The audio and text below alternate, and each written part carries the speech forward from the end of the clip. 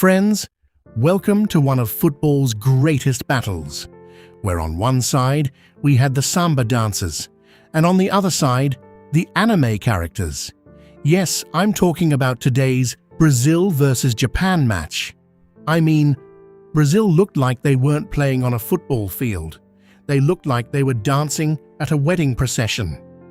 And Japan? Oh man!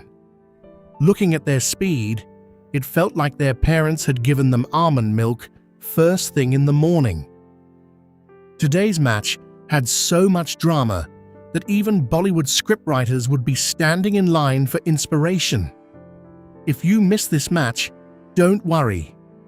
In the next 6 minutes, your stomach is going to hurt from laughing. So, the match begins. Brazil's players entered the field like there were drums playing behind them. Vini Jr. took his first touch and fixed his hairstyle as if football could wait. First, he needed to shoot an Instagram reel. But Japan, those guys operate on a whole different level of discipline. The referee hadn't even finished blowing the whistle before the Blue Samurai started running like they were about to miss their train. Brazil's defenders were casually passing the ball around like, "You take it, no you take it."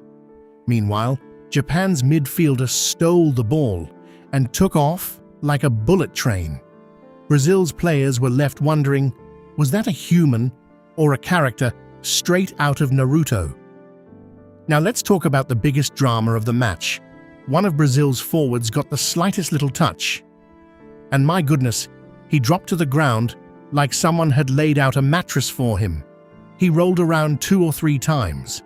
For a moment, I thought the referee was about to call an ambulance, but the second the referee didn't show a yellow card, he jumped back up like absolutely nothing had happened. What an acting performance. This wasn't football. It was an Oscar audition. And Japan's passing. Their coordination was so perfect, it looked like an AI was playing. One pass here, another there. Brazil's defenders were completely dizzy. But when it came time to score, the ball flew straight out of the stadium. Seriously, it looked like they were aiming for the moon instead of the goalpost. Even Isro must have been thinking Japan would get a football to the moon before they did. The last 15 minutes of the match were absolute chaos. Brazil finally decided, all right, enough jokes, time to show some magic. They started playing such beautiful tiki-taka football that Japan's players were chasing nothing but the ball's shadow. And then came that goal. The goalkeeper did dive, but by then, the ball was already relaxing inside the net. Brazil's fans started celebrating like they'd just won the lottery, but Japan refused to give up. Until the very last minute, they kept Brazil's goalkeeper under constant pressure. The keeper made save after save. It looked like he had 20 hands instead of 2. If he hadn't been there today, Brazil would have been catching the next flight straight back home.